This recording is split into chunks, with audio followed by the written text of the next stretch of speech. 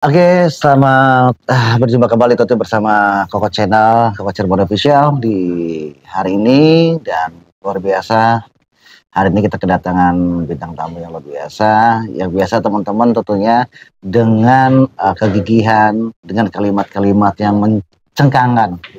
Yang tentu malam hari ini kita suguhkan buat teman-teman.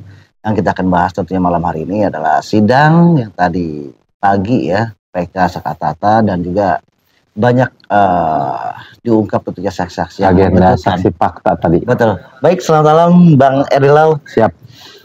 Alhamdulillah ya kita bisa hadir malam hari ini untuk teman-teman pecinta Koko Cirebon.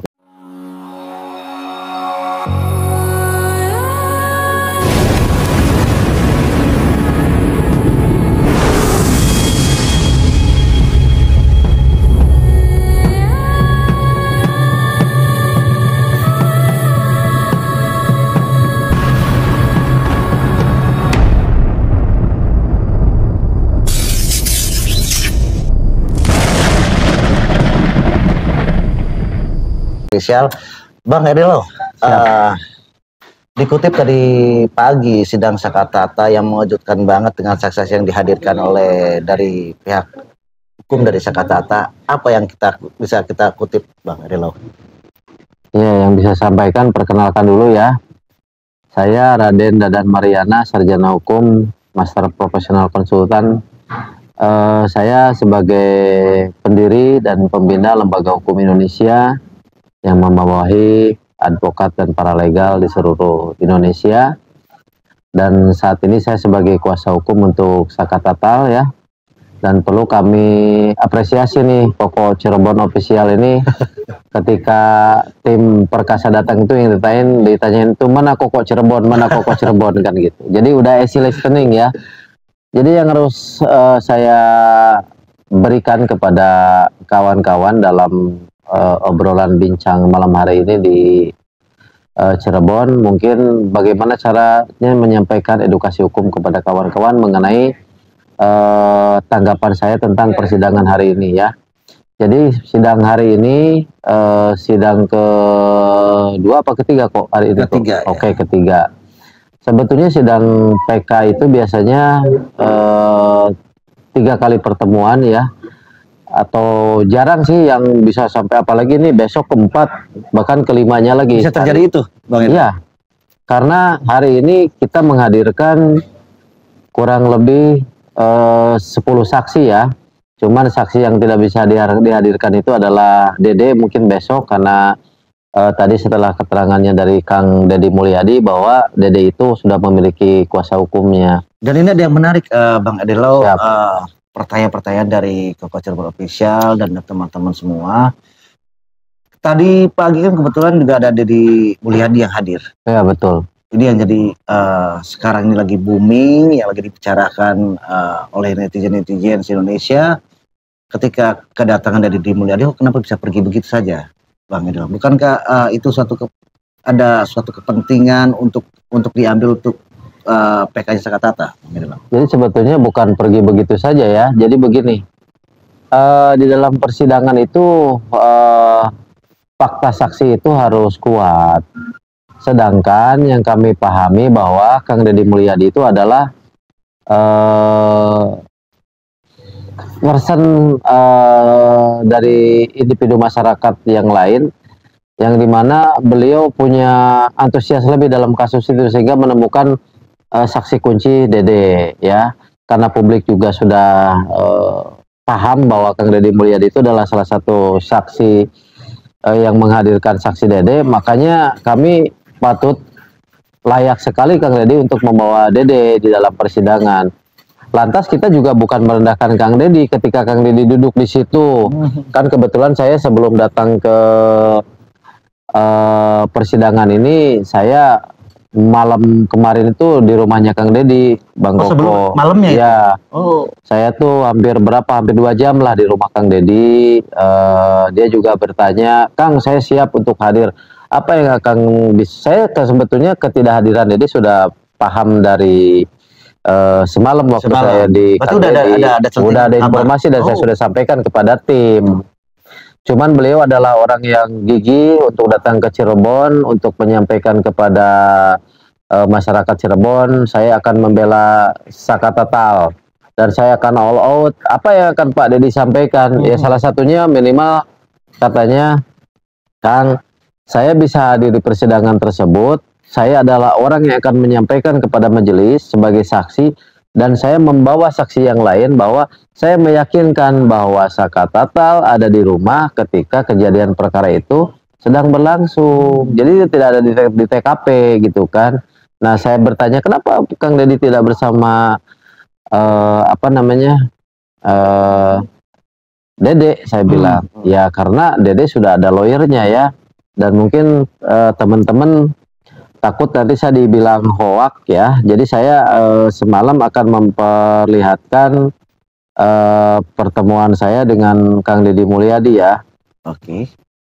Jadi nanti jangan, wah Kang Deddy mah cenah, kok bisa bertemu dengan Kang Deddy apa segala macam ya. Nah ini teman-teman, ini pertemuan saya dengan Kang Deddy Mulyadi ya. Dan ini salah satu visual saya bersama beliau, di mana beliau menyampaikan kepada saya dengan, saya kerasin nih suaranya, saya dengan ya lakukanlah pembelaan sepenuh hati. Ya. Kalau lawyer tidak dibayar. Jadi beliau ini memberikan motivasi kepada para lawyer ya, Memberikan suatu semangat mungkin. memberikan semangat, memberikan motivasi, dan memberikan suatu dorongan agar dia juga ikut serta berkontribusi aktif kan begitu. Ya sekarang Cirebon siap-siap. Ya. Oh saya sangat siap. Oh saya sangat siap ya. Siap. Jadi saya sebelum Kang Deddy datang ke persidangan itu saya lumayan berjam-jam saya ngobrol di rumahnya. Ya berbicara banyak hal, dan beliau orang yang positif sebetulnya. Ya mungkin sekarang ini kan banyak pro kontra. Ya mungkin dari kubu ke demi kubu, buzzer juga sekarang berkeliaran karena memang kita lihat dari sidang ini bahwa kita bisa melihat ada kemenangan, titik-titik kemenangan Saka Tatal yang tadi pagi digoreng-goreng sama netizen yang lain. Makanya teman-teman, jadi Kang Deddy Mulyadi itu bukan berarti diusir. Banyak kan bilang diusir. Gini saya jelaskan. Jadi sebetulnya kalau keterangan Kang Deddy di situ disampaikan, maka nilai pembandingnya sudah banyak yang lain, dan kita tidak mau mensejajarkan Kang Deddy dengan yang lain. Itu kalau menurut analisa saya, tidak tahu kalau di situ ada egosentris dari tim kita, atau misalkan ada ego sektoral yang dibawa ke dalam persidangan. Saya nggak mau mengkritisi itu. Yang jelas sebetulnya penegasan dari Bang Farhad Abbas kepada Kang Deddy, ayo dong jangan bicara di luar persidangan bahwa oh saya menemukan Dede, Dede ini segala. Kan kemarin kan gegar sekali nih, betul. viral sekali dengan kedatangan Dede untuk Kang Deddy ini. Nah ayo dong sampaikan di persidangan. Tapi mungkin tadi waktu ternyata bahwa Kang Deddy itu tidak siap menghadirkan Dede ya, maka terkesan Kang Deddy pun sedikit kecewa dengan salah satu tim yang silakan koordinasikan dulu dengan tim kan begitu. Nah akhirnya karena memang keberadaan Kang Deddy itu tidak bermuatan saksi fakta, makanya wajib bahwa yang mulia untuk mempersilahkan Kang Deddy Mulyadi keluar dari ruangan sidang. Ya terkecuali dia sebagai masyarakat dan pengunjung ya silakan kan. Cuman kita tahu kalau beliau itu adalah orang besar yang mungkin kapasitasnya tidak bisa kita katakan kepada publik bahwa dia itu kalau sudah tidak menjadi saksi fakta ya memang sebaiknya dia tidak ada di ruangan itu. Cuman memang terkesan bahwa Kang Deddy Mulyadi itu pergi dengan ada sesuatu gesekan dengan tim kita. Tidak, yang menyuruh keluar itu kebijakan yang mulia tadi. Betul. Silakan Pak Deddy Mulyadi untuk keluar dari ruangan ini, itu kan sama-sama dengar kan. Betul. Nah jadi kalau kita mau menitik beratkan ini kepada kesalahan, tidak ada yang salah. Kang Deddy niatnya baik, begitu juga pula untuk sini Kang, kita lagi ngobrol santai ya. Jadi biasanya Kalau di lobi hotel itu kita pesannya yang apa namanya yang anget-anget kalau di puncak ini, cuman ya tahu sendiri kalau Cirebon ini memang begini. Ini terima jus kasih. strawberry ya Kang ya? Oke, siap, thank you. Ini kopinya keren nih teman. Kayaknya enak banget nih. Jadi gitu ya kok ya. Jadi patut kita bahas di sini agar sampai tidak menjadi suatu Gorengan-gorengan presiden tidak lagi baik ya. ya. Jadi memang suatu keharusan Kang Deddy itu tidak ada di ruangan itu. Cuman ada miskomunikasi ya antara kita sebut nama saja nggak apa-apa, Ibu Titin dengan Bang Farhat dengan tim, yang mana bahwa kita tuh menginginkan secara prosedur Kang Dede yang turun, dan Bu Titin sudah bekerja, udah datang ke, udah luar biasa lah, Bu Titin sudah luar biasa ya, sampai kita juga kaget Bu Titin bisa menghadirkan hampir sekian banyak saksi. Betul, kan Bang. begitu. Itulah Betul. yang patut kita ambil nilainya. Adapun personal antara Bang Farhat dengan Kang Deddy Mulyadi itu terserah bagaimana dia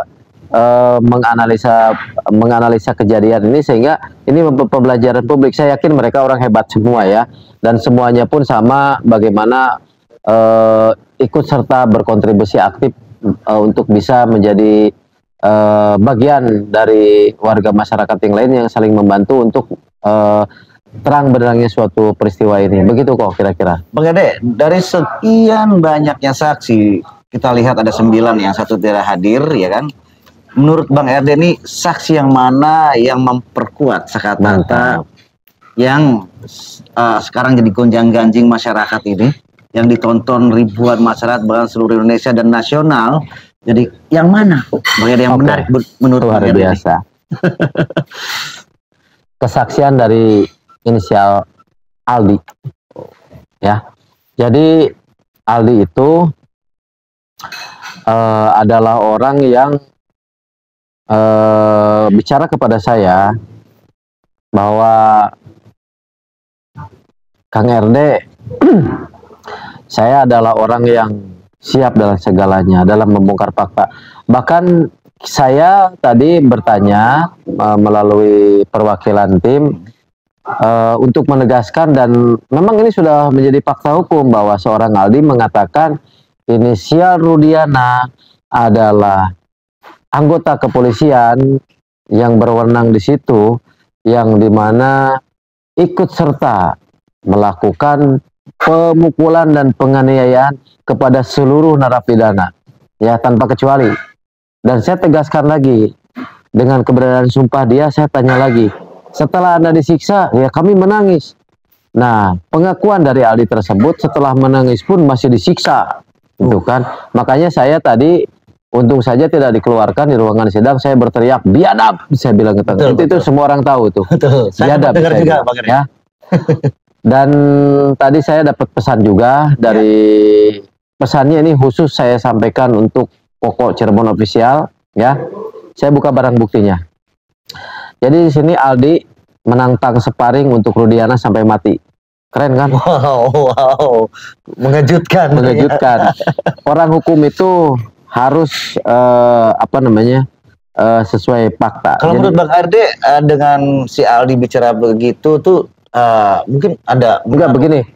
Jadi saya kasih analogi tadi, seandainya Aldi bisa bertemu dengan Rudiana dalam sebuah ring gitu kan, saya nggak mikir kemana-mana. Ya, kalau ring itu kan disiapkan fighter, betul. Oh saya habisin. Betul. Ya, jadi ini salah satu. Hari ini saya beres. Ini salah satu video saya kepulangan dari PN Cirebon. Ya, saya bersama kakaknya Saka Tatal, bersama Aldi ya. Jadi ini pun sudah saya, ini Koko kalau pingin dokumen ini dan kawan-kawan yang mau lihat dokumen ini sudah saya upload di channel Jurnal Netizen ya. Yes. Di situ bahwa saya tanya sekali lagi, kamu nggak takut nggak? Saya akan bilang sama anak istri saya, kalau saya misalkan seandainya nih dipertemukan dalam satu ring, saya nggak memikirkan resiko apa yang terjadi dengan diri Jadi saya. Bang Ede yang turun nih. Kenapa? Bang Ede yang turun. Iya, saya yang nge-shot langsung kan gitu. Jadi saya nggak ada urusan. Nah, terus saya juga menyampaikan kepada Aldi tadi, Aldi, seandainya Pak Rudiana ini hadir kepada kamu mau minta maaf nggak? Saya nggak bakalan maafin dia. Terus seandainya ada pilihan, kalau Pak Rudiani seandainya bersalah, apakah kamu setuju dengan Pak Rudiani ini di umur divonis 20 tahun, seumur hidup atau mati? Saya akan bersyukur kalau Pak Rudiani itu dipenjara, bukan dipenjara tapi dieksekusi mati. Jadi dia lebih setuju kalau seandainya Bapak Ibtu Rudiani sebagai aktor intelektual dan pelaku, maka dia mengatakan saya akan bersyukur apabila Ibtu Rudiana dihukum mati. Menurut Pak Adelo, pada saat Pak Rudiana muncul berstatement bahwa apa yang dikatakan oleh Hadi adalah hoax. Hadi Saputra, Aldi apa? Aldi. Maksudnya gimana? Pak Rudiana berstatement bahwa ucapan dari Oke, paham. Aldi itu adalah hoax. Jadi gini, ada suatu pendidikan yang dimana kadang kita juga susah untuk menyampaikan pesan analogi. Kayak gini, saya kemarin di stasiun televisi itu ada peribahasa yang saya kutip, saking susahnya Pak Susno Duaji, mantan Kabar Eskrim, untuk menyampaikan pesan analogik sehingga dia bikin sandiwara dengan 10 juta kan gitu. Betul. Itu kan sebetulnya untuk membuka publik agar intuisi berpikir masyarakat itu tajam di dalam memahami hukum acara di Indonesia. Nah, substansinya kembali lagi ke pertanyaan. Tadi ada pertanyaan bahwa ini kemunculan Aldi ini katanya, yang saya tahu mereka bertemu ya. Ini saya sedikit kritisi juga. Ini Pak Ibtu Rudiana dengan Vina adalah sama-sama korban mungkin. Betul. Di situ ya.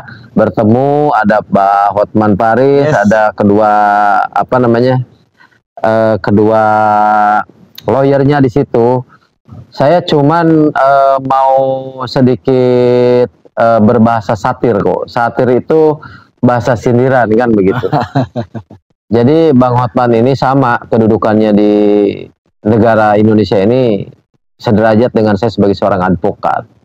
Tetapi kalau saya bisa lihat dengan adanya pertemuan mereka berkumpul, mereka malah membahas informasinya kan mereka nggak sengaja tuh ketemu. Tapi saya analisa ini saya melihat tadi kata orang itu Hotman Paris, tapi menurut saya kok saya kayak bukan Hotman Paris gitu loh. Karena apa? Ya tahu kan Bang Hotman itu adalah lawyer senior, lawyer yang memang dia kliennya aja nggak tanggung-tanggung, Prabowo gitu loh. Calon presiden RI itu dia lawyernya kan, itu lawyer hebat gitu loh. Tapi untuk urusan kecil ini dia kok seolah-olah ada yang aneh kalau menurut saya kok ya. Yang dari awal memang tidak menerima. Betul. Dan sekarang ada iya, dan ada informasi di luar bahwa analisa netizen Bang Hotman katanya kena suap lah ini segala macam. Saya malah mau ngomong sama netizen ya. Kalau seandainya kalian bisa membuktikan kalau Pak Hotman Paris itu dituduh sama kalian kan begitu. Saya sendiri bersedia untuk mendengarkan cerita itu dan menjelaskan kepada saya. Kalau ada dua unsur bukti yang cukup ya, saya siap melaporkan Bang Rajma Hotman Paris ke pihak kepolisian, nggak ada masalah selama dua unsur bukti itu cukup gitu kan. Dan ada yang dikutip juga dari kakaknya Vina almarhum bahwa kok pembunuhan kok sekarang jadi laka lantas, dan saya nggak terima, ini pembunuhan kok katanya. Oke, sebetulnya itu hak ya, hak seseorang untuk berpendapat ya. Tetapi kalau memang kakaknya Vina itu di situ bersanding dengan lawyer-lawyer yang hebat, apalagi sekelas Hotman Paris, ya jangan memberitakan sesuatu hal yang memang tidak dipahami oleh orang yang awam hukum. Harusnya kita menganalisa suatu perkara ini dilihat dari unsur peristiwa hukum itu. Sekarang pertanyaannya, kasus apa sih yang disidangkan dulu gitu kan? Siapa pelakunya, ya kan? Siapa saksinya? Apa barang buktinya? Tempus delicti dan locus delicti aja sudah berbeda. Dan itu jadi saya mengutip, bukan kata saya, takut saya salah ya. Saya mengutip dari mantan Kabar Eskrim Pak Susno Duaji. Ini adalah peradilan yang memang tidak ada perkaranya apa, ya kan? Nah makanya kenapa kami bersepakat bahwa ini adalah unsur kecelakaan? Karena kalau memang dikait-kaitkan dalam dua kejadian ini memang terlalu berat kok kalau dipaksakan ke apa namanya itu pembunuhan. Tapi akan ringan ketika ini kita setuju kepada Laka lantas. lantas yang disampaikan oleh pimpinan Polsek Talun waktu itu bahwa sudah terjadi kecelakaan tunggal, kan begitu. Betul. Tapi kok ada yang menarik. Tadi saya itu dengar siapa yang dua perempuan yang lawyernya Pak Muhtar Effendi itu? Winda sama siapa tuh? Winda sama siapa ya tadi satunya ya? Ya, coba kalian lihat itu tayangan Reja Indragiri di situ bahwa sebelum mereka terputusnya telepon, mereka tahu kalau Pina itu lagi happy gitu kan, ya lagi have fun kan ya. gitu. Bahkan kami di persidangan tadi, Koko tahu nggak sih odol itu bahasa apa sih? Ya. Apa sih? Odol itu salah satu obat lah. Nah, justru makanya dari keterangan tersebut, kami patut mencurigai bahwa kondisi Pina dengan Eki itu lagi keadaan patut dicurigai ya. Fly. Dalam keadaan fly. Nah, mungkin saja. Terus saya tadi dengar dari keterangan Bang Marwan, Pak Muhtar Effendi, Pak rekan sejawat saya mengatakan bahwa mungkin saja ini terjadi bunuh diri. Nah, ini mungkin saja karena orang tanpa sadar dengan terpengaruhi psikotropika atau alkohol dengan mengendarai sekencang mungkin kan gitu. Dan mungkin Koko masa muda tahu lah, kalau saya pun sekarang kalau lagi jalan kesel sama yang di samping saya kan, gimana jalan juga. Mungkin saja itu terjadi ya kan, karena ketika ini dikatakan sebagai kasus pembunuhan, ini tidak meninggalkan jejak siapa pelakunya kok. Tapi kalau di sini menentukan jejak bahwa ini laka lantas, barang buktinya adalah institusi negara, kepolisian Polsek Talun gitu loh. Terus ada lagi yang dicuci barang bukti yang dipakai pada saat apa katanya lagi M. Oke. Bahasa kita. Jadi M, gini. kan? Jadi tuntutan untuk narapidana itu salah satunya pasal 288, pasal 287 yang isinya seseorang tanpa hak menyetubuhi yang bukan istrinya, dan seseorang tanpa hak menyetubuhi seorang perempuan dalam keadaan pingsan. Itu dua pasal itu melekat kok juntonya kepada 7 narapidana ini. Karena secara bergiliran. Tapi fakta ditemukan ketika jam sesuai dengan pelaporan Rudiana dan putusan pengadilan, terus statement yang dikeluarkan oleh 2 saksi fakta tadi, ya, bahwa mereka mengatakan di jam yang berbeda nggak mungkin. Jadi keputusannya begini, apakah mungkin di dalam waktu 12 menit terjadi pembunuhan, terjadi pemerkosaan bergantian kok? Mungkin nggak? Sangat tidak mungkin kan? Sekali. Contoh gini, orang 30 detik melakukan pembunuhan, 30 detik ejakulasi kan gitu. Kan itu nggak mungkin. Terus juga yang dituduhkan bahwa ada pemerkosaan, ternyata di situ ada pencucian. Oke, baik. Jadi gini kok, menurut visum et repertum yang dikeluarkan oleh Rumah Sakit Gunung Jati, itu ada darah yang berlendir yang dimana terdapat dalam sperma Vina, vagina Vina. Visum ya? Iya, visum. Nah itu 2, apakah Vina ini diperkosa ataupun waktu itu Vina diambil kevirginannya, kan 2 itu. Tapi setelah terbukanya saksi yang menerangkan bahwa kita punya dokumen terakhir, kebetulan kita punya dokumen foto terakhir Pina berpisah dengan temennya Wida yang satu itu kan, bahwa dia meminjam baju, dan bajunya kita pertontonkan tadi alat buktinya sebagai nopum. Bahwa di situ kita memahami dan mengetahui bahwa saksi ini menyampaikan, saya sangat meyakini di celana dalam itu 2 kali pernah mencuci dan itu adalah celana dalam Pina ya, dan saya adalah meyakini kalau Pina ini adalah dalam posisi menstruasi. Betul. Kalau ini terjadi percintaan antara Eki dengan Pina, saya yakin nggak mungkin terjadi karena lagi M kan. Nah, cuman harus didalami lagi kok ini forensiknya dari pengetahuan forensik yang dilakukan oleh rumah sakit tersebut, sehingga indikasi sperma dengan darah ini indikasinya kemana? Kalau ini memang darah dan memang lagi M kan gitu. Tapi kalau membiaskan tuduhan kita kalau Eki dengan Pina itu bersetubuh. Tetapi kalau memang di dalam ada sperma, berarti dalam kondisi lagi haid, dia dihantam juga kok. Dan gini, ketika meyakinkan saudara saksi ini meyakinkan bahwa dia adalah orang yang mengetahui pina, satu, dia mencuci kan pembalutnya, kedua dia memberikan uang untuk membeli pembalut kan. Betul. Begitu. Nah, otomatis pinjam 50.000. Ya, pinjam 50.000. Nah, itu mengindikasikan bahwa saksi ini menerangkan kepada publik bahwa sebenarnya dia mengakui kalau pina itu lagi haid. Tujuannya kemana? Nah, di saat menstruasi ini kan nggak mungkin orang ini dilakukan persetubuhan suka sama suka karena lagi haid. Kalau suka sama suka itu dia punya rasa kan gitu. Terus gini kok, di dalam visum et repertum yang dilakukan di Rumah Sakit Gunung Jati itu tidak ada sperma kok. Ya, ini patut dipahami. Jadi ada dua visum. Visum yang pertama tidak ditemukan sperma. Yang pertama dia hanya mengindikasi di situ ada gumpalan darah. Yang mengatakan ada sperma itu setelah kasus laka menjadi pembunuhan, baru muncul pembongkaran mayat. Yang kedua itu visumnya dari Rumah Sakit Bayangkara Indramayu. Bayangkara Indramayu. Berarti yang pertama ini Rumah Sakit Cirebon, yang kedua Rumah Sakit Bayangkara Indramayu. Dan di sini banyak sekali yang saya mau kritisi. Kalau visum et repertum yang ada di Gunung Jati itu normatif. Bagaimana dokter menganalisa forensik orang ini mati laka lantas. Ya, tidak ada keanehan, tidak bekas tusukan segala macam. Dan anehnya hasil visum dari Rumah Sakit Bayangkara pun di situ tidak diterangkan ada tusukan, kok memaksakan sekali ada tusukan. Terus yang anehnya kalau di pembongkaran mayat ditemukan sperma, di dokpol itu ditemukan sperma dan ditemukan barang-barang branded kok. Ada kaos hitam namanya Rocketdom. Ada celana perapatan Rebel, itu barang branded semua kok. Ada sepatu karet Nike kok.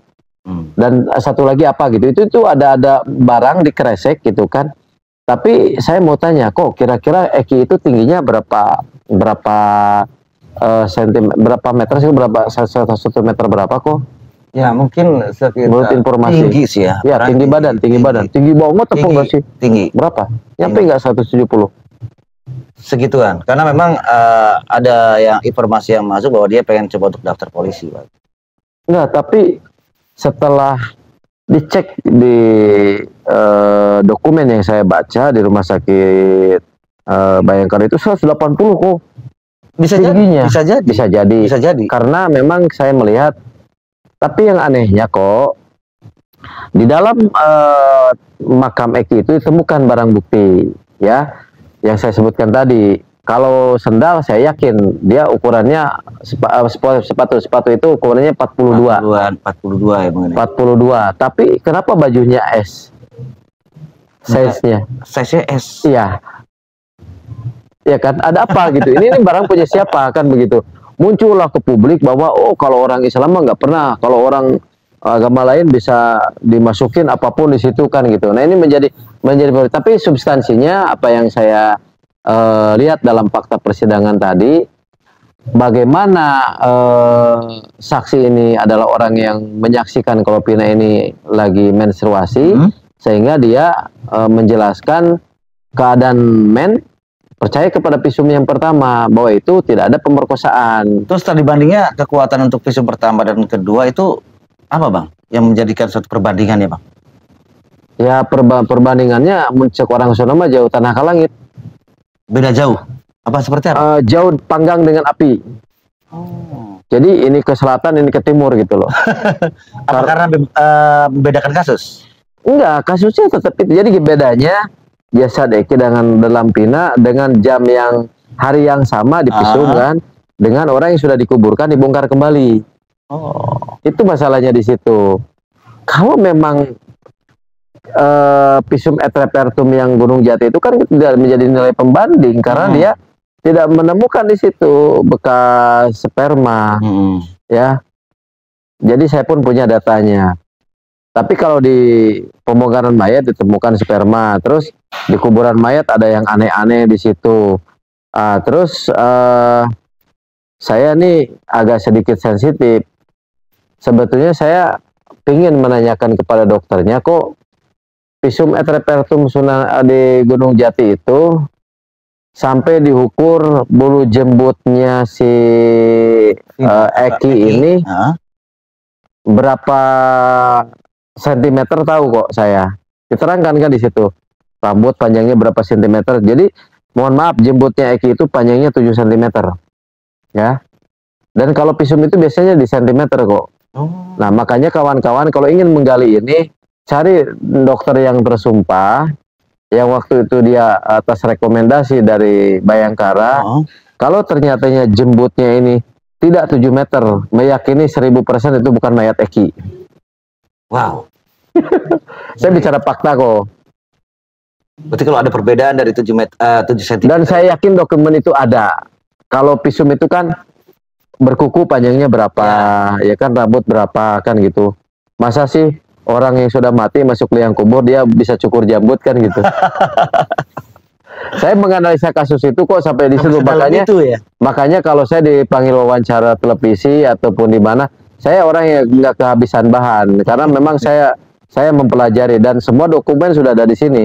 Kalau koko nggak percaya, kita bawa buka dokumen 7 cm ada di sini. Komplit berarti. Iya, makanya kalau koko tanya narasumber yang lain, tahu nggak bulu jembutnya Eki berapa sentimeter? Nggak ada yang tahu. Berarti Koko Channel karena saya mempelajari banget di situ kok. Aduh. Minum dulu ya, Pak. Ya, diminum dulu, Bang. Sambil kita santai, pecinta Koko Channel Official, luar biasa sampai di akar-akarnya dibongkar semua bahan-bahan dari Bang Kadelo.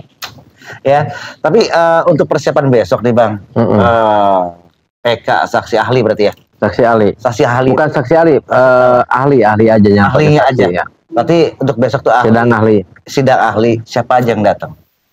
Baik, yang sudah terkonfirmasi hari ini, yang sudah tiba di hotel ini, Bapak Profesor Associated Dr. Yongki Fernando SHMH, kebetulan dia saksi ahli pidana, dan beliau juga pernah menjadi ketua umum di lembaga saya, ya. Jadi saya ada kedekatan emosional dengan beliau, dan beliau adalah salah satu ahli ketika kasus Ferdy Sambo dan dipinta oleh Kamarudin Simanjuntak, ya. Jadi beliau ini lumayan, dan saya pun dapat informasi di ruangan persidangan tadi secara update, Bang Farhat dengan tim lagi ke Jakarta untuk bagaimana bisa mereka datang.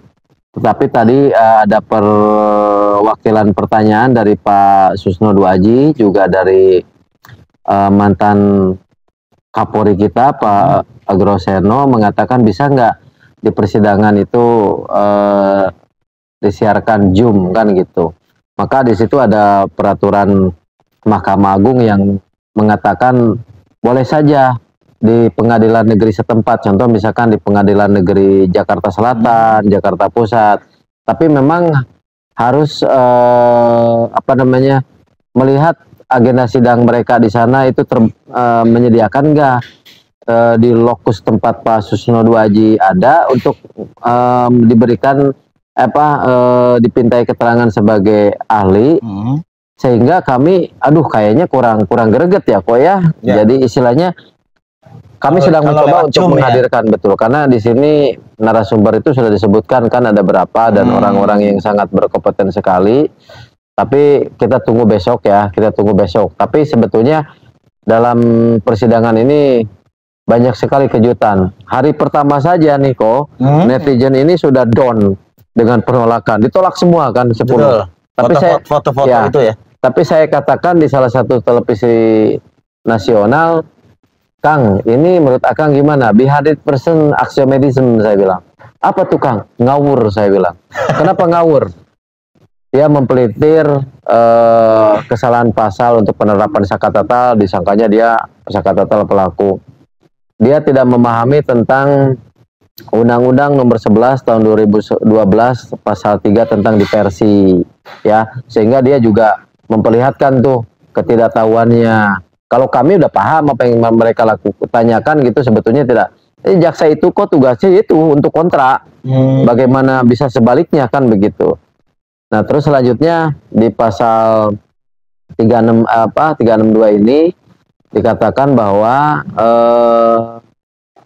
PK ini bersifat universal ya, yang terletak di mana bagaimana kita meyakinkan hakim dan bagaimana kita menganalisa kesalahan hakim yang sebetulnya tujuannya itu saja. Nah makanya ketika kita melakukan PK itu kenapa disebut upaya luar biasa, karena memang segalanya luar biasa kok, tidak segampang seperti peradilan umum gitu kan. Nah terkait kembali lagi ke ahli ya kan, dan perkembangan dari persidangan ini, pertama down airnya tadi tahu sendiri kan, kejaksaan agak sedikit melandai kan gitu. Jadi kok hari ini kalau diumpamakan seorang petinju, KO-nya habis bener itu. Betul sekali. Dan di live loh di seluruh dunia. Bahkan ada juga yang TKW kita menonton yang di ruangan Kokoya, ada Jeddah, ada Madinah, ada Mekah, ada Riyadh, ada Taiwan, ada Korea. Mereka menyaksikan ya. Jadi inilah Indonesia yang terbuka untuk umum sidangnya, sehingga suara Aldi, saya yakin seluruh Indonesia itu menangis. Betul. Ya, seluruh Indonesia itu menangis. Dan saya tadi adalah orang yang spesial mengantarkan beliau untuk bisa sampai ke rumahnya, dan saya juga menyampaikan pesan-pesan moral kepada Aldi dan Jaka supaya tetap bersemangat untuk memulihkan mental Sakatatal ya. Lanjut, ada Pak. upaya hukum nggak Siap. untuk kesaksian Aldi itu, Pak? Oh iya tentu. Dia kan sebetulnya orang yang bersaksi di persidangan ya. Ketika seseorang bersaksi di persidangan berbeda kok bersaksi dengan di warung kopi ya. Jadi sebetulnya saya juga tadi menginginkan tim untuk melakukan pelaporan untuk Rudiana ya. Kenapa? Kita melihat dari dua alat bukti yang cukup. Apa aja alat buktinya? Saksinya sudah jelas banyak lah ya, yang menyaksikan bahwa kesaksian dia kan gitu. Nah termasuk nanti kalau ditanya barang bukti, apa barang buktinya? Ya putusan pengadilan ya. Ada nggak cerita putusan pengadilan yang sesuai dengan para saksi? Terus bukti pembanding alat buktinya, berita rilis dari Kapolda Jabar yang disampaikan pada beberapa waktu yang lalu di Dewan, mengatakan para pelaku yang patut diduga menyiksa Aldi dan kawan-kawan, iya itu sudah sedang etik kan, itu ada berita rilis, itu jadikan barang bukti, dan ternyata mereka cuma di sidang etik saja kan. Nah berkaitan dengan upaya hukum Aldi, sebetulnya ini lagi kita bicarakan dan memang ini patut untuk kita lakukan upaya hukum sesuai dengan jaksa penuntut umum yang mengatakan silakan Anda kalau mau proses hukum, karena si jaksa juga tersentuh dengan pengakuan itu. Dan gini kok, apa yang disampaikan oleh Aldi itu nggak mudah kok ya. Betul. Kalau dia mau nuduh, gila yang dituduh institusi kepolisian kok. Saya adalah orang yang beda-beda dengan Sakatatal. Dan gini kok, ada pengakuan yang baru waktu tadi saya bicara dengan dia di jalan waktu mengantar pulang. Saya adalah orang di antara 7 dan 8 dengan Sakatatal narapidana yang saya tidak pernah ngaku, makanya saya banyak disiksa kok. Disetrum, disiksa. Dan saya kalau ngaku, saya adalah orang yang bersama Sakatatal, gila nggak kok? Saya adalah orang yang bersama Sakatatal dan Eka Sandu, saya akan masuk Pak. Cuman saya adalah orang yang tidak mau di BAP. Itu kok luar biasa. Jadi perjuangan Aldi ini benar-benar orang yang hebat ya, sehingga dia lolos. Luar biasa kok, dia lolos gitu kan. Dan dia menyampaikan kalau Sakatatal itu dia minum air kencing, dia muntahkan gitu kan. Dan dia setelah air kencingnya ada di mulut dia, itu diancam habis-habisan, mau dihabisin kalau nggak diminum, akhirnya dia menelan air kencing itu kok. Saya punya barang buktinya ya. Nah ngeri sekali kan. Ini penjahat atau apa sih ya kan. Cobalah dengan adanya kesaksian ini, Pak Listio Sigit itu kan nonton tuh kan, nonton, bukan anggotanya komentarin RDLO kemarin. Ya kalau saya bilang, kan saya mau tanya Kapolda itu 1 orang, ada nggak Kapolda 2 orang? Ya 1 orang, nggak perlu tanya oknum lagi. Kapoldanya penjahat, Terus Dirkrimumnya penjahat gitu. Contoh penyampaian kata itu seperti kayak begitu. Terus informasi waktu pada saat keluar nih, ditembak pakai peluru karet dengan jarak pendek. Nah itu saya tidak memahami itu saya. Cuman yang jelas pengakuan yang tadi saya disampaikan oleh oleh Aldi itu, yaitu yang saya paham. Dan saya pun kebetulan tadi bertanya kok, ini ada satu lagi loh yang mencengangkan. Tapi sebelum mencengangkan begini ya, saya akan lanjutkan biar tidak salah multi tafsir. Kalian boleh mengatakan oknum ketika kepolisian itu adalah institusi garda terdepan dalam mengamankan stabilitas keamanan kita. Saya sepakat, polisi itu banyak yang baik kok. Kalau yang 90% baik, 99%, mungkin sekian persennya aja ini yang harus dibasmi gitu. Ya. Tapi kalau kita mau bicara tentang polisi adalah penjahat, nah itu saya paling tidak berani berbicara seperti itu. Tapi kalau ada kasus hukum yang melibatkan Kapolsek, misalkan ini kecamatan apa kok ini di sini kok? Ini Siliwangi. Nah, kalau kecamatan Kapolsek dia adalah seorang penjahat, berarti kan saya menuduh bagi Kapolsek kan, bukan polisi kan? Contoh Kapolda Jabar, Dirkrim Polda Jabar, penyidik Polda mendengar Peggy penjahat, misalkan begitu. Tapi kan kata siapa? Kata putusan pengadilan. Karena mereka sudah menelungkup dengan apa namanya? Kresek, sudah memukul. Emang Pak Kapolri di dalam kode etik dengan peraturan Kapolri memperlakukan seperti itu? Ya kan nggak bisa.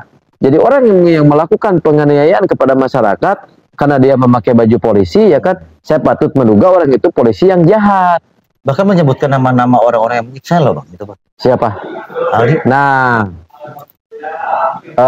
bagi orang yang disebut oleh Aldi ya, itu salah satu saksi pelaporan. Ya, saya ada dokumennya. Ya, terus gini, ini yang dua saksi itu kayaknya mau berupaya hukum. Contoh kakaknya Sakatatal. Ya, Jaka Putra itu disumpah, demi Allah saya bersumpah akan menyampaikan apa yang saya tahu yang sebenarnya atas nama Allah loh. Kok catat ya, Jaka Putra itu tidak disumpah dan tidak pernah dihadirkan ke persidangan. Setelah saya baca putusan nomor 16 PN, di situ ada nama Jaka Putra merangkai kata kesaksian yang sudah disumpah. Padahal tidak. Dan saya punya dokumennya. Wow. Iya kan? Makanya setelah PK Sakatatal diterima itu banyak nih orang kocar kacir kan begitu. Ya enggak, seru. Ya sebetulnya kok ini sebetulnya materi buat salah satu stasiun televisi di Jakarta yang saat ini saya tidak bisa ke sana karena terhalang besok gitu kan. Ya saya curahkan ke Koko Cirebon luar biasa. Jadi kalau yang ingin tahu siaran saya di stasiun televisi isinya ini kok. Ya, dan tidak semua tim memahami scientific identification seperti saya seperti kayak begini. Karena begini kok Rudiana ini bisa salah sih dalam saya putar tuh BAP, saya rekam, saya putar, dengerin gitu kan. Oh gini. Makanya sampai jembutnya Eki 7 cm aja saya tahu. Karena easy listening kan begitu. Sehingga ketika orang bertanya dari kata siapa? Ya kata visum et repertum kan begitu. Berarti Jaka itu pernah sempat dihadirkan di 2016. Jadi gini. Ada BAP-nya. Bukan. Ada petikan di dalam putusan pengadilan bahwa Jaka Putra itu pernah hadir dan disumpah di pengadilan. Di dalam persidangan. Faktanya Jaka kaget loh. Pas saya buka, kok ada namaku di situ. Saya kan belum pernah ini. Berarti kan ini patut diduga ada salah satu panitera atau siapapun itu di dalamnya di peradilan yang memasukkan BAP kesaksian Jaka Putra. Nah ini kita perlu upaya hukum. Setelah orang ini kegencet, kok dibayar siapa sama siapa? Nah syukur-syukur ngomongnya kayak ada depolosnya. Oh Rudiana tuh, Riga Akbar Rudiana yang nyuruh kan gitu. Kena juga tuh berapa pasal tuh. Namun Jakanya juga tidak pernah dihadirkan, tidak pernah dihadirkan. Tiba-tiba ada. Dan mungkin ini juga baru yang ketahuan sedikit-sedikit. Kok dibongkar semuanya, kok ini banyak nih kekeliruannya ini. Terus tujuannya apa kan gitu? Bisa sampai mohon maaf ya, bikin kegoblogan separah ini gitu loh. Bang Adilo, kalau untuk menganalisa ini, analisa dari Bang Adilo, sebenarnya ini motifnya seperti apa sih? Motif dari Rudiana ini apa? Sebetulnya kita tahu kalau ini kecelakaan ya. Tapi kalau analisa saya senang kalau ditantang. Jadi kalau menurut saya Rudiana ini pionnya aja nih. Ini pion nih. Kamu diam di sini nih. Tahu kan Raja Patis di belakang semuanya kan. Termasuk kesalahan BAP Rudiana memasukkan satu nama inisial A. Udah tahu belum? A. Nah, ya, inisial A ini yang patut diduga dia adalah anak dari mantan Kapolres. Oh iya, paham. Anak mantan Kapolres ini adalah anaknya Wakapolri mantan. Ya, ya, ya. Dan Wakapolri tidak terima dong cucunya berada dalam berita acara ini. Kan saya ngomong kan nggak nyebut orang saya. Ya enggak. Makanya saya bilang di situ Rudiana itu hanya pion saja, kan begitu. Kenapa Pak Kapolri sekarang tersendat-sendat nih? Ya karena ada seniornya di situ lah. Padahal anaknya meninggal. Inilah yang anak Rudiana, ya. Iya. Ini yang disebutkan analisa orang yang hoak. Wah, ini perang. Kalau saya barusan menceritakan kok ini perang bintang. Betul. Kan begitu. Jadi kita adalah orang yang memang ingin menggali kenapa sih harus ribut ini. Jadi sementara ini kan banyak orang jengkel gitu kan. Gila ini Ferdy Sambo aja Kadipropam selesai kan. Ini nggak selesai. Ini pangkat itu gitu loh, sampai berbelit-belit kayak begini. Dan saya juga pingin di ruangan Koko Cirebon ini saya akan menyiapkan hadiah lebih besar dari Susilo 2Ji, lebih 5 juta, 25 juta. Wow. Saya siapkan untuk Koko Cirebon Official bagi orang yang bisa menjelaskan jerat mana Rudiana yang nggak terjerat dalam kasus ini. Saya mau tanya. Oh. Ya, silakan. Kalau ada yang bisa nanti meskipun entah itu PK ke depannya seperti apa, Rudiana pasti akan terlibat di sini. Karena ada orang yang bisa menjelaskan Rudiana adalah real and clean, orang yang tidak pernah bikin kesalahan di sini. Di kasus ini terutama ya? Di kasus ini saya bayar 25 juta. Minta nomor rekeningnya. Cash. Tapi orang itu memberikan pendapat hukum kepada saya. Ternyata Rudiana itu benar orang yang tidak bersalah, gitu kan? Dan bisa dibuktikan. Tidak bisa buktikan. Tapi ya kalau menurut saya orang bakal habis 25 juta itu modal dasar, kembali lagi ke dia, habis mikir kenapa? Kalau mau di lingkaran Rudiana di situ kan gitu. Itu nggak bisa kok kayak kemarin. Saya kemarin rekan sejawat saya yang hadir di stasiun televisi itu Mardiman Sane, dia seorang dokter Mardiman Sane. Ketika saya berdiskusi di salah satu televisi, saya membacakan salah satu putusan pengadilan, ditancapkanlah samurai pendek. Nah, ya kalau kan? bicara tentang samurai pendek pada saat persidangan 2016 itu wujudnya dihadirkan nggak sih, Bang? Nah gini, saya cerita dulu makanya. Begitu ditancapkan ya, berarti kan meninggalkan jejak kejahatan tuh. Nah saya tanya tuh ke lawyernya, kok saya tanya, lihat jejak digital televisi. Saudaraku rekan, di mana barang bukti samurai panjang dan samurai pendek? Di kejaksaan. Ada kok di kejaksaan. Oh, hebat dong. Nanti bisa dihadirkan sebagai barang bukti ya. Untuk Rudiana membela di PK Total besok nih kalau dihadirkan gitu. Tapi dari keterangan Anda, saya bilang, setelah PK kami diterima, saya akan berupaya hukum untuk kejaksaan dengan tuduhan menghilangkan barang bukti. Kalau seandainya patut diduga samurai itu tidak ada, kan begitu? Betul, betul. Oh. Tapi pada kenyataannya dihadirkan nggak sih, Bang? Pada saat 2016 itu? Saksi tadi kita menarik ya, ada salah satu Dr. J. Nenggolan ya. Itu dia adalah mantan kepolisian, juga seorang dosen. Dia sekolah juga di kriminal khusus ya. Saya melihat dia orang berpengalaman. Dia di persidangan itu kan dia pembela untuk sekian narapidana nih. Setelah saya analisa, dia menyaksikan kok barang bukti itu. Tapi batu nemu di jalan katanya, nggak ada bekas luka. Balok pun nggak ada bekas tumpul. Jauh kok, samurai itu hanya cerita fiktif. Oh, samurai ada apa nggak? Nggak ada. Nggak ada. Berarti yang ada tuh batu cuma nama balok doang. Saya mau tanya sama Koko. Itu Ibtu Rudiana dalam laporannya, ngapain dia ngomong-ngomong samurai? Samurai pendek dan panjang. Dan aneh kok cerita peristiwa hukum ini, Rudiana melaporkan tanpa disaksikan oleh saksi. Laporan dulu, dia yang mengetahui, padahal dia ada di rumah. Setelah itu muncul Liga Akbar, Dede dan Aep. Oh kamu ngomong gini, oh kamu ngomong gini, kamu ngomong gini. Tapi kenapa dari Mabes Polri itu meyakinkan bahwa Rudiana tidak ada kesalahan di situ, Bang?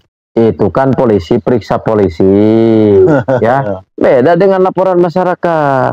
Bolehlah polisi menerangkan bahwa Ibtu Rudiana tidak bersalah. Nah harus cek dulu dong, itu di pra-peradilan kemarin Peggy Setiawan punya dokumen nih. bahwa dokumen ini menerangkan kepada publik ada surat perintah dari Sat Narkoba. Itu pelanggaran etik mestinya. Saya ingat betul pada saat itu tuh pagi-pagi Bang Eri dan rekan-rekan itu melapor ke Rudiana. Setelah melaporkan malamnya rilis. Iya. Malamnya dirilis dan ya nggak sampai di situ, 2 harinya dimutasi kan.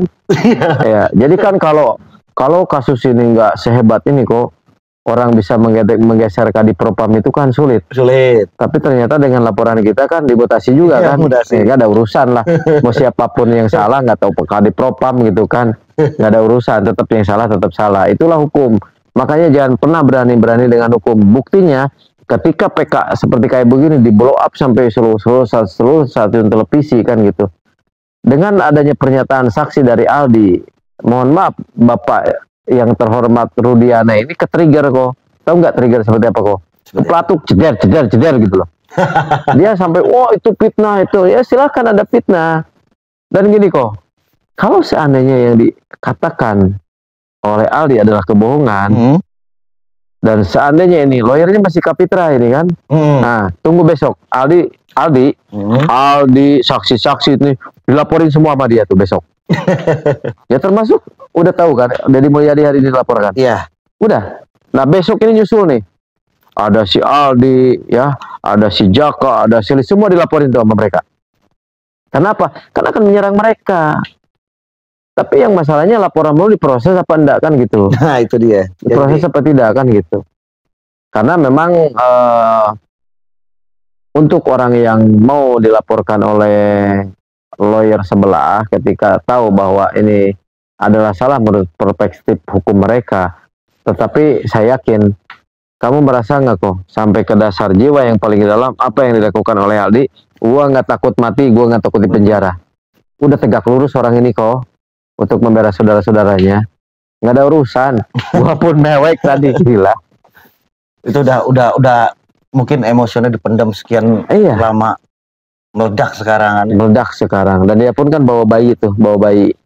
Saya nggak perlu ingin terganggu dengan kondisi itu, cuman yang jelas tadi anak saya belum disunat, tapi nggak apa-apa lah. Jadi sebetulnya udah tegak lurus ya, makanya munculnya nih. Seandainya aku ketemu sama Rudiana, tak habisin sama saya gitu kan. Tapi kan baca berandai-andai kan, suka-suka lah kalau berandai-andai. Terus untuk ngomong-ngomong kalau ngomong sama Erdelo, materi saya punya 6 jam nih kok. Oh nggak ada masalah, semakin panjang semakin bagus. Tapi memang untuk terakhir kali nih teman-teman pecinta Koko Cirebon Official, untuk besok persiapan apa saja dan berapa persen untuk kemenangan Sakatata? Jadi gini, besok itu kan agenda sidang ahli ya. Jadi ahli itu adalah orang yang spesial, di mana dia mumpuni, memahami ya, dan tingkat kecerdasan orang ini untuk memberikan suatu pendapat hukum itu di atas rata-rata. Bahkan ada uji sertifikasi dan sertifikatnya ya. Contoh begini simulasinya, ketika nanti baik dari pemohon maupun termohon ya yang disaksikan oleh yang mulia bertanya kepada saksi, itu berimbang. Contoh begini, saudara saksi di dalam perspektif pasal bla bla bla bla mengatakan menurut saudara saksi ini sudah relevan atau tidak, dia menjelaskan kok tang. Terus begini, ketika seorang Aldi atau misalkan seorang Jaka atau misalkan seorang yang lainnya atau lawyer yang mantan sebelumnya mengatakan di muka umum gitu kan, dan memberatkan pihak lain, saksi akan makan. Ya sudah, kalau memang yang disampaikan ini tidak menjadi suatu nilai yang bermanfaat atau berseberangan ataupun misalkan menyerang martabat seseorang dan sebagainya, silakan pintu terbuka Anda laporkan. Jadi saksi itu sebetulnya di sini netral dan independen. Contoh misalkan begini, bertanya, zakat total itu dulu diversi atau tidak? Zakat total itu dulu anak 15 tahun sesuai dengan Undang-Undang Nomor 11 tahun 2012 bla segala macam. Ini kan nggak perlu ditahan. Ini kenapa ditahan? Dia yang akan menjelaskan tentang pasal-pasal tersebut segala macam. Tapi saya yakin gini kok, analogiknya. Seorang Koko Cirebon menganalisa kasus ini, Koko Cirebon kan langsung auto cerdas nih, gitu kan. Kok masyarakat sekarang netizen yang biasa di Komal aja pinter loh kok. Cara apalagi dia seorang profesor, gitu loh. Makanya dari pertama hari saksi fakta yang menjelaskan kepada publik mengenai apa namanya, saya nggak usah pakai bahasa metaforal lah. Yang jelas di sini ada kehilapan hakim, ya kan, oknum-oknum segala macam. Itu kan terbongkar hari ini. Besok kalau sampai ahli saksi sidang ahli turun, ahli nomor 1 semuanya, udah kasus ini nggak dihabisin. Mungkin saya patut menduga juga ketika salah satu mantan petinggi Polri nggak bisa hadir. Ini kasus receh, ecek-ecek, nggak menurut saya. Cukuplah saya kasih pendapat hukum clue-cluenya di televisi kan begitu. Apalagi kok tadi saksi-saksi mengatakan bahwa mantan Kapolri loh, wakil Kapolri loh, menyampaikan di PT IKA itu. Dia terang benerang, tidak didasari scientific crime. Pengakuan Liga Akbar, barang buktinya ada, tersumpah lagi.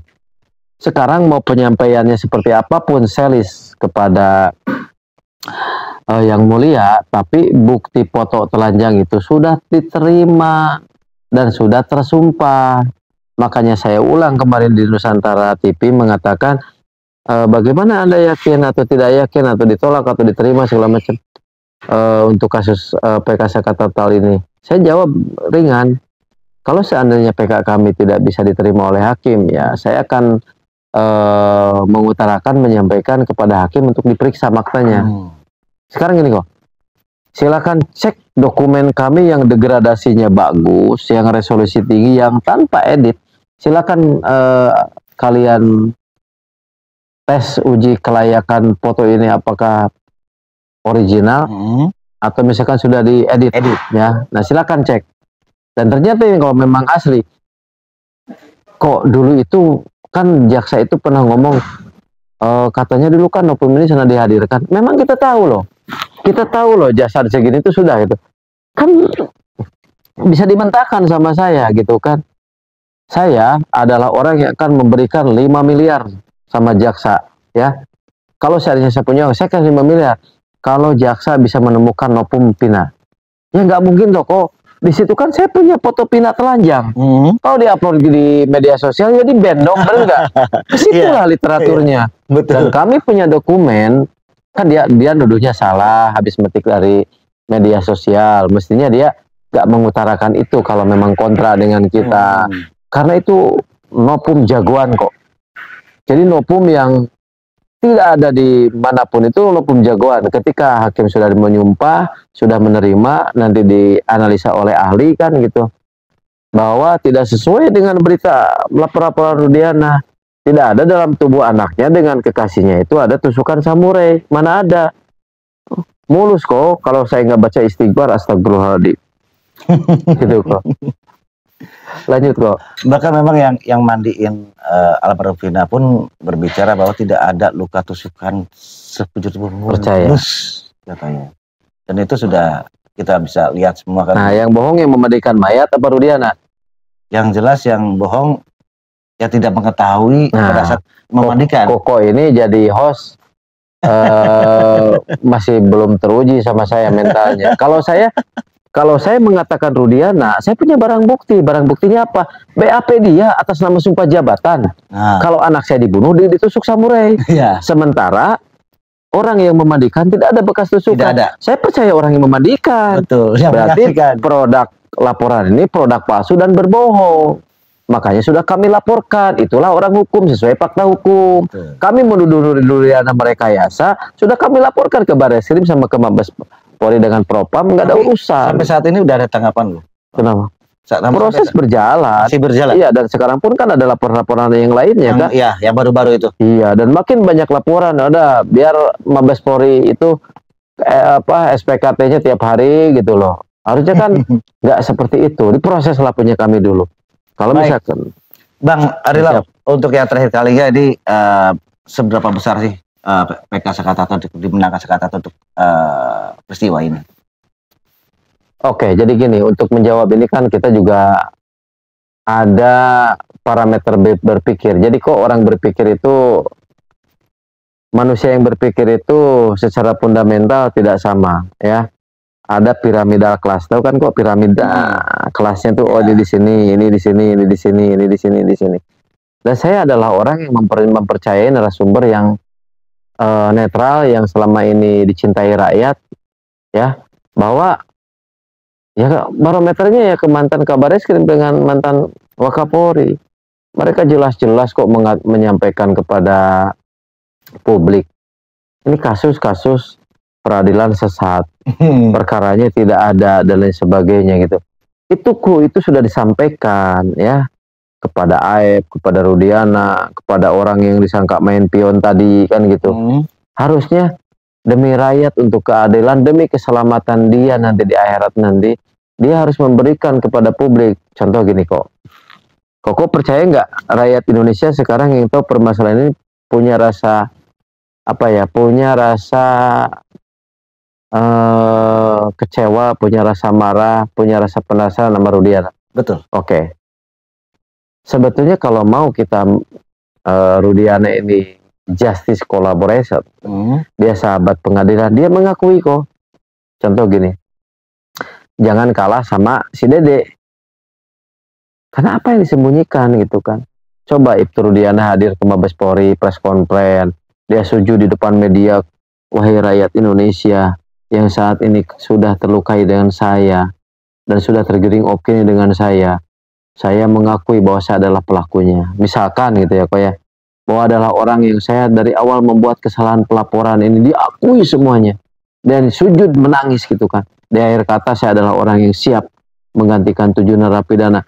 Wahai Pak Kapolri, dengan hormat, yang tersangkut dengan perkara ini bebaskan, biar saya membusuk di dalam penjara untuk menebus dosa-dosa saya. Kok bedakan penilaian kepada Rudiana? Betul nggak? Anda peluk Rudiana itu, dialah seorang satria. Ya. Dan kalau seandainya Rudiana berproses hukum sampai dinyatakan bersalah, ya awalnya saya menganggap dia, membimbing dia untuk menjadi seorang satria, ya jadinya bajingan. Nggak ada urusan, nggak ada cerita. Ya kan? Ya bajingan ya bajingan. Ini warnanya merah, itu warnanya kuning gitu kan. Mungkin nggak hitam menjadi coklat, nggak mungkin, kontras warna hidup itu. Oke, terima kasih Pak Ade, luar biasa nih kalau kita berlanjut mungkin sampai pagi ya. Coach Cirebon Official tercinta ini kita suguhkan buat Anda luar biasa di eksklusif bersama Bang Erilau, dan terima kasih Bang Erilau. Siap, luar biasa. Sehat selalu tentunya. Mudah-mudahan buat teman-teman juga yang stay di YouTube kami di Coach Cirebon Official. Terima kasih, saya Coach Cirebon Official pamit undur diri di hadapan Anda dengan akhir kata, dan dengan akhir kata wassalamualaikum warahmatullahi wabarakatuh dan sampai jumpa. Waalaikumsalam.